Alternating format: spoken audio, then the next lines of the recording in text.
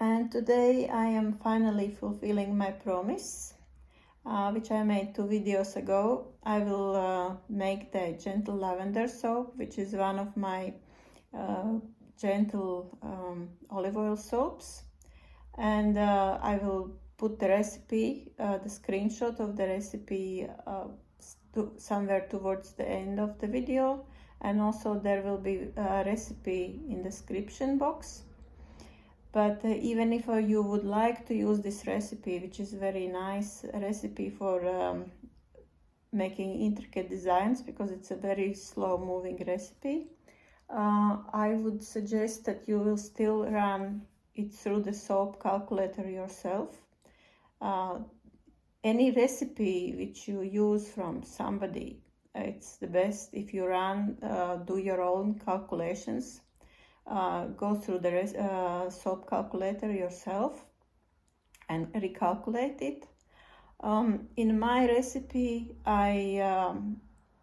what is specific, which you have to pay attention if you run it through the soap calculator, I use the lye concentration of 40%, which is kind of reducing the amount of water which I used in a recipe.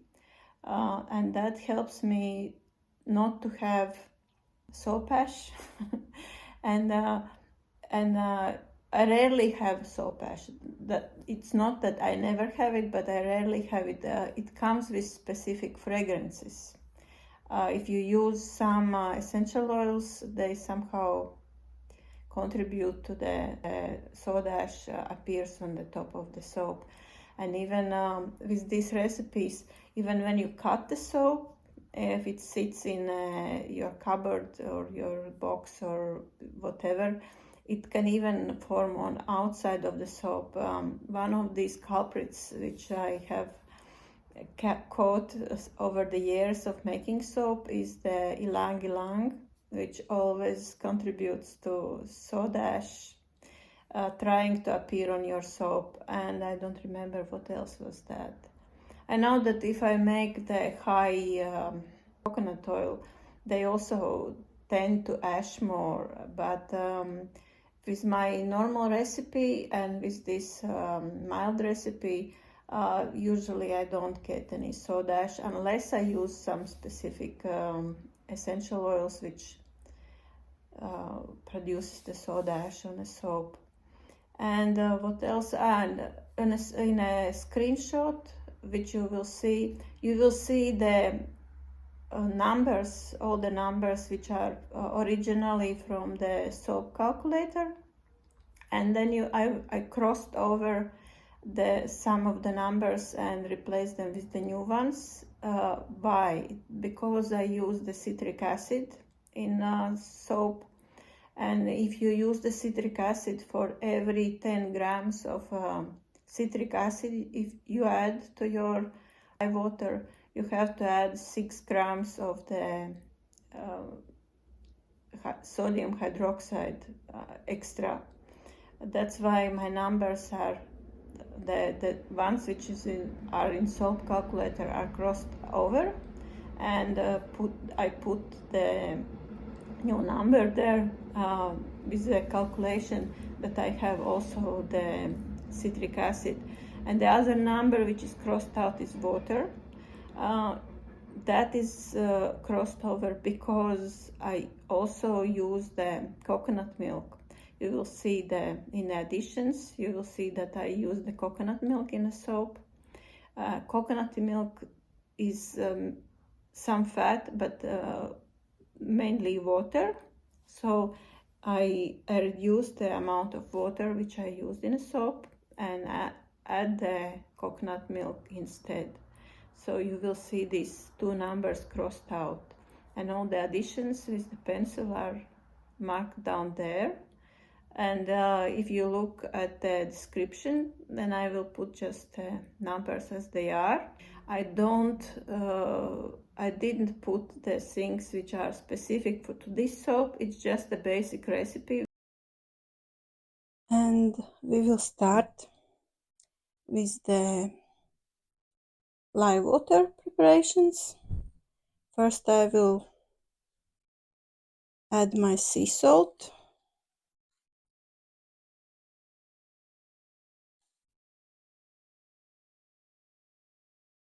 And then I will add my citric acid. Sea salt I add for hardness of the soap, and citric acid, and also it helps with molding the soap.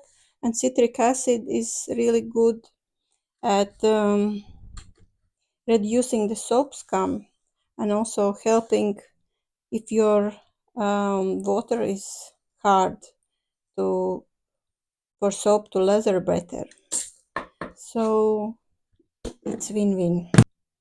Okay, now we will mix out our liquid to dissolve the salt and citric acid in the water, and the rest of the water I will add as a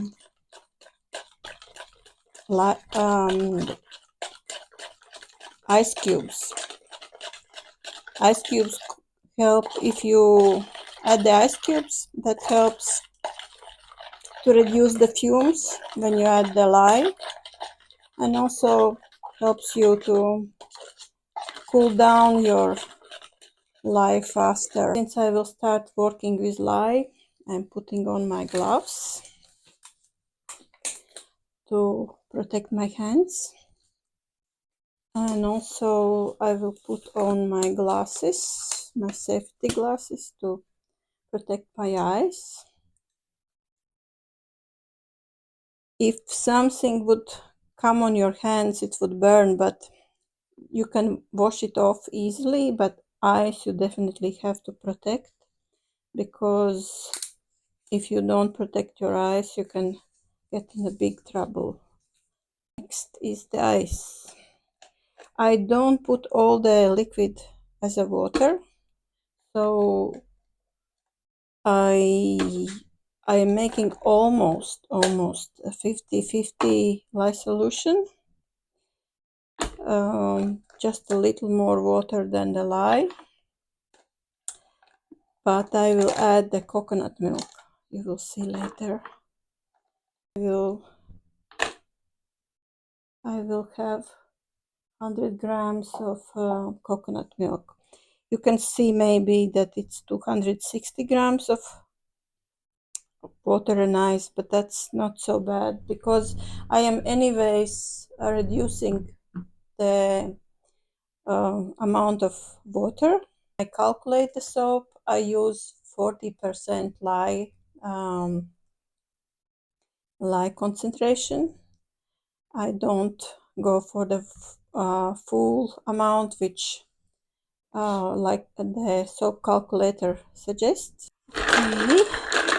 And let's weigh it including the spatula, and let's put our lye in the water. You never put the water in a lye. It can make some beautiful volcanoes and damage you, and damage something else. So you put the lye into the water, and that's easier way to deal with it.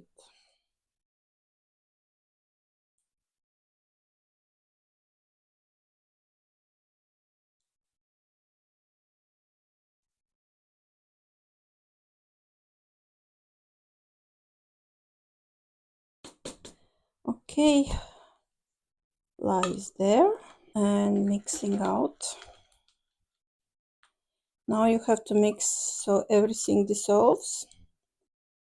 And while my lye is cooling, I will prepare all the other things. My oils. I used to make this soap, the same soap, with less coconut oil and more olive oil, but I recalculated this recipe, adding more coconut oil and less olive oil, and actually I like the change. The soap is still mild, but it's more bubbly. It doesn't have this sliminess which comes with the olive oil soap. if it's not kept long enough. It's still very mild, but it's more solid and more bubbly.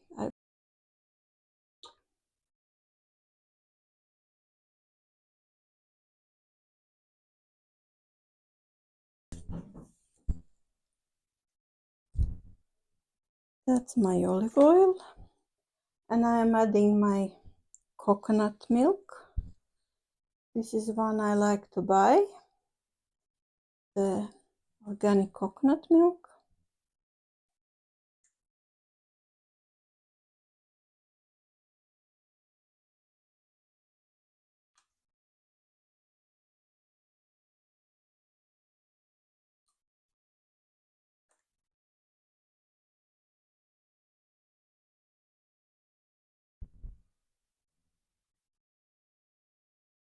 Yeah, and also adds the nice texture of the soap. And besides of that, people say that it helps to preserve this fragrance better, and I think so that it does that. So I'm adding also for that. But main reason why I'm adding my kaolin clay to the soap is for the nice slip, a nice texture of the soap. That's the main reason. And also it adds a little bit of opaqueness to the soap. Essential oils. This is lavender soap, and the main essential oil will be lavender. But in my soaps, very rarely I add just one essential oil.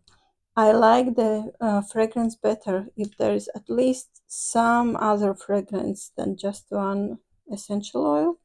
I mean, the lavender fragrance is nice for those people who love it. There are some people who hate it, so, but even with the essential oil, I like to add, I used to add the rose essential oil, but I think this time I will try to make it with palmarosa.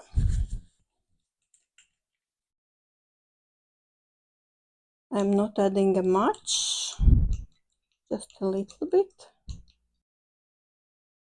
My coconut oil, see, it's almost melted. I never melt it to the last bit. I leave it a little bit unmelted so it will not heat up so much that I have to wait a very long time for it to cool down. We can mix it.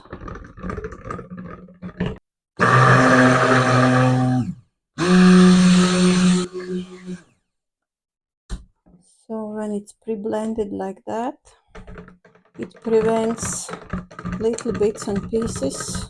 Since I'm going to do the kaleidoscope pour today, I have to try to keep all the batters, all the colors about the same liquidity, about the same consistency, which is not so easy with natural colorants. Even with those people who color with micas, they sometimes have some colors move faster than the others. But with the natural colorants, that has a rule that some colors will definitely move faster than the others, depending on what kind of botanical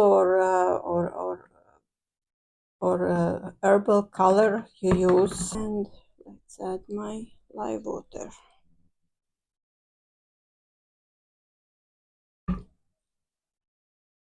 It looks little opaque because I use citric acid and also salt in here.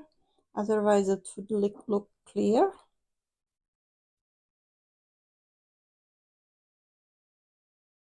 It's all in there. Now let's mix it up.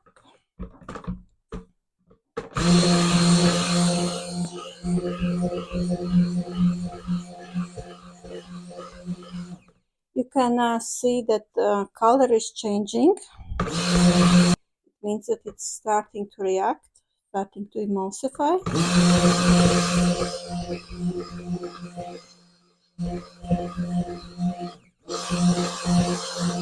But since it's high olive oil soap, I will definitely edit out some part of the mixing of the soap because otherwise it's too long. Okay, I think it's emulsified.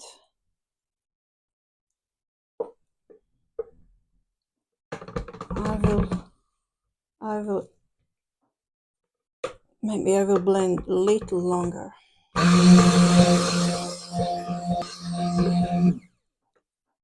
Okay. And now the colors, creating the colors.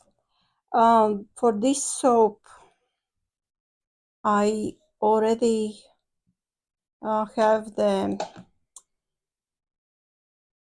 oil infusions going for a while, so I didn't make them today.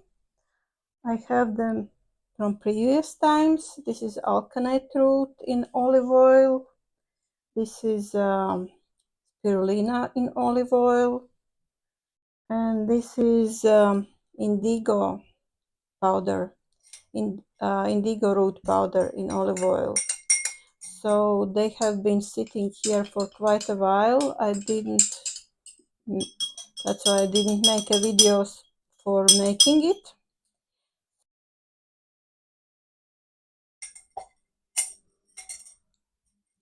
And then the spirulina. See?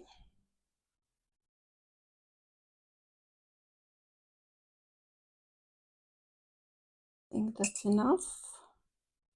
And alkanite root.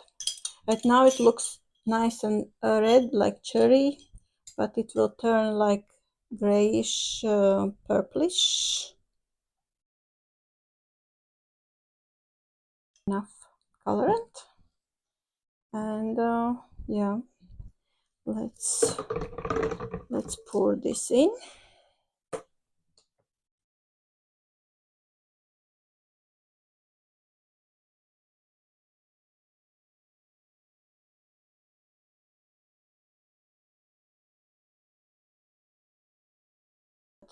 The essential oil.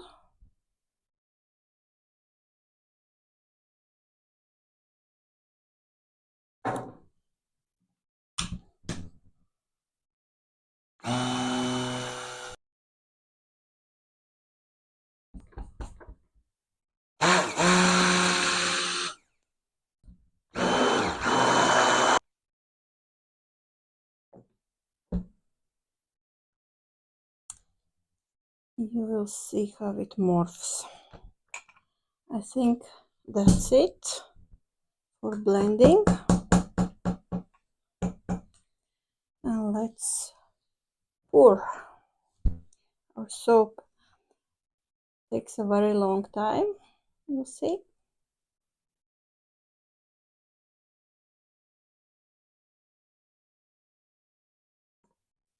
I am trying to pour the same amount of the color.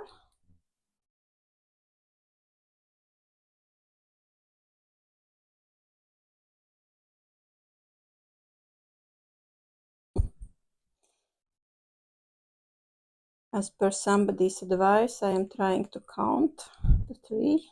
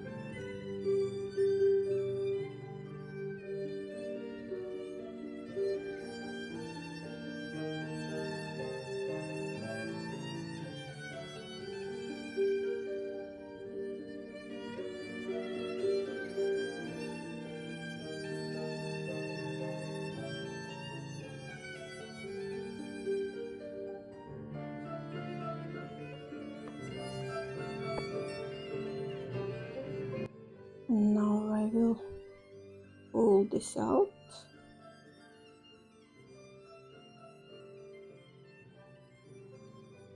That's one soap finished.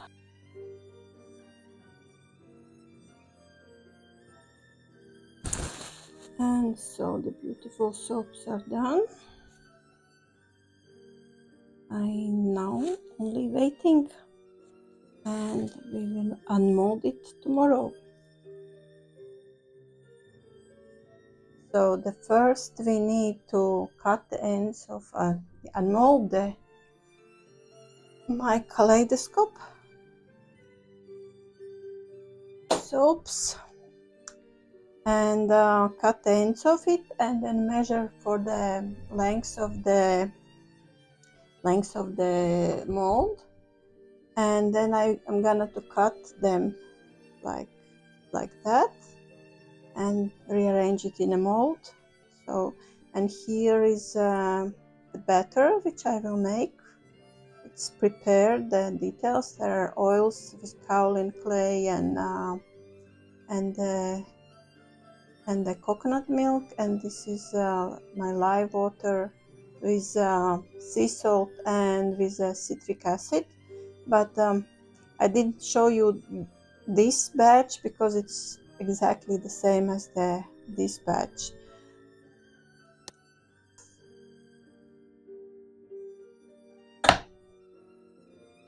That's how it looks inside. My kaleidoscope soaps are not as symmetrical and precise as many profis. I don't mind it. I wouldn't mind it if it would be nice and symmetrical, but mine never comes out that way. I mean, I don't use the squeeze bottles and things like that for my eye.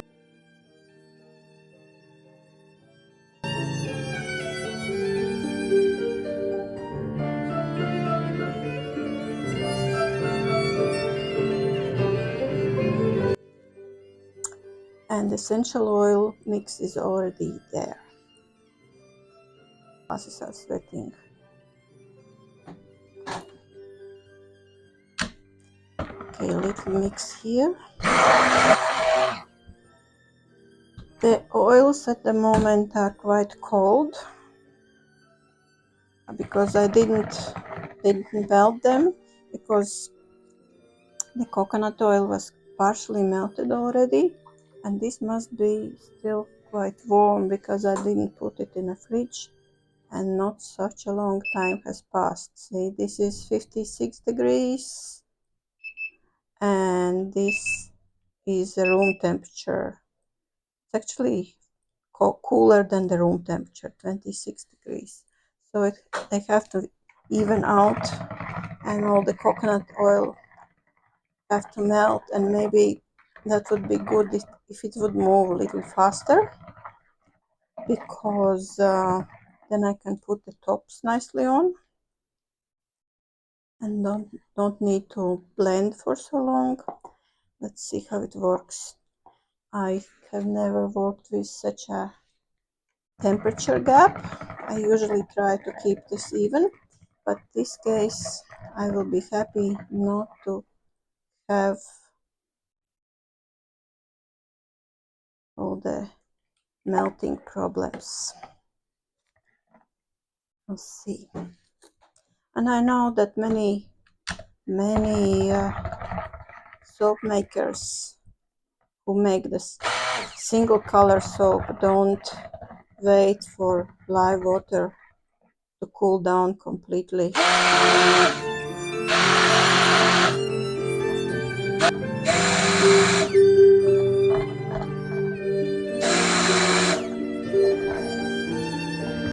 It's still quite liquidy, but I think I will finish blending.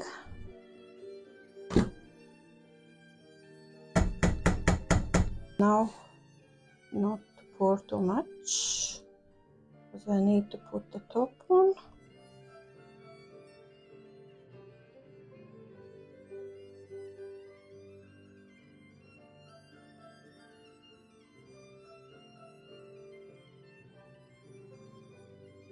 now I will try to put this on.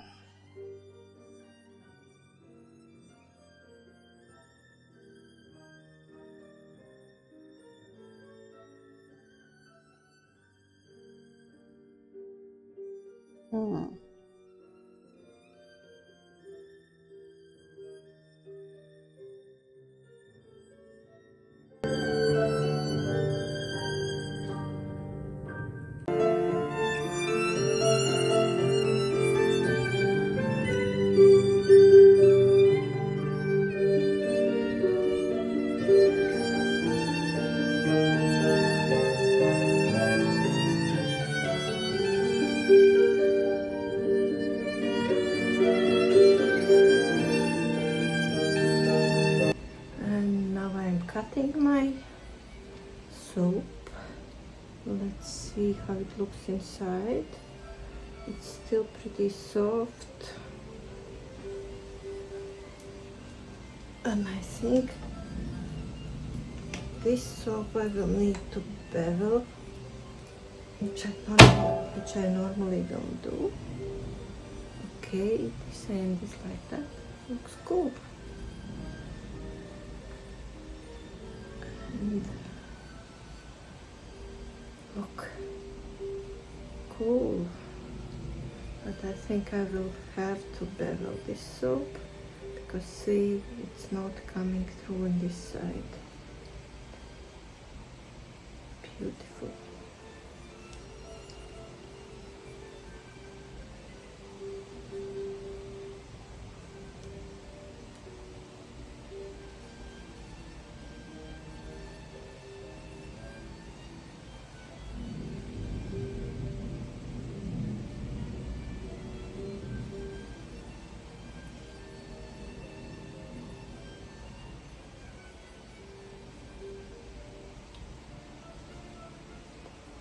It looks even more beautiful than I imagined.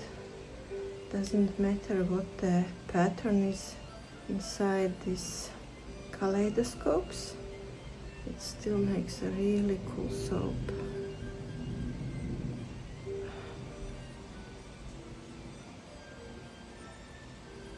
Beautiful.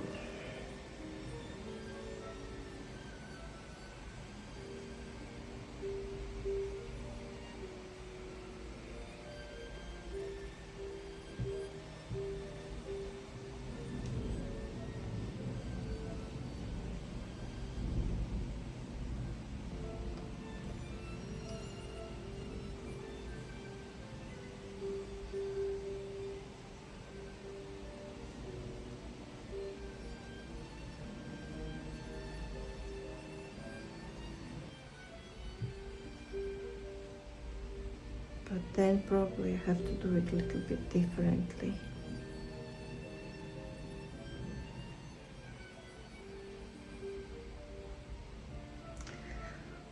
And that's it for the cutting.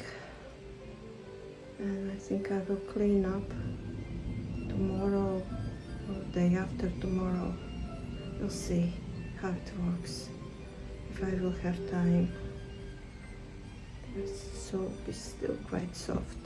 Okay, see you for the cleaning. And see, there's, since I was making with the embeds, this I didn't use as much, so everything was left over, went into the small heart molds, and I got these little hearts, which I already cleaned up. They are nice and clean, sitting and waiting for going on a curing rack. And I will clean up these, and I think I will need to bevel them a little bit, which I usually don't do, but see, this ridge I don't like, it covers the side, so I will bevel the not the samples, those can stay as they are, but these, the rest of them, not all the sides, just a little bit where, see, where it covers the design.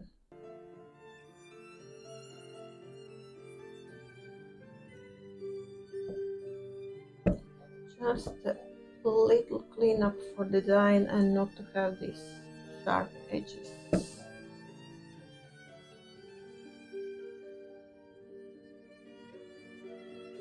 Maybe I will not even go all the way.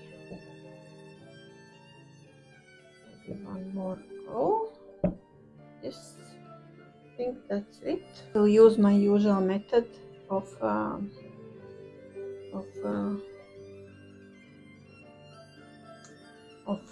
rubbing alcohol and old cotton towel, old clean cotton towel,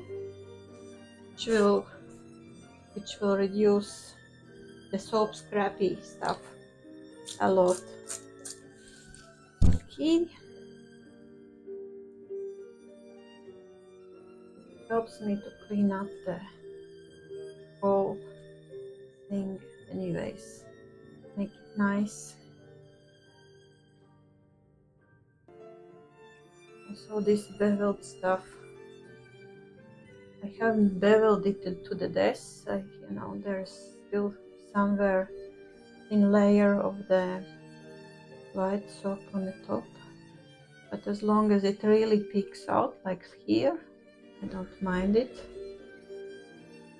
It's not factory produced thing anyways, and looks nice.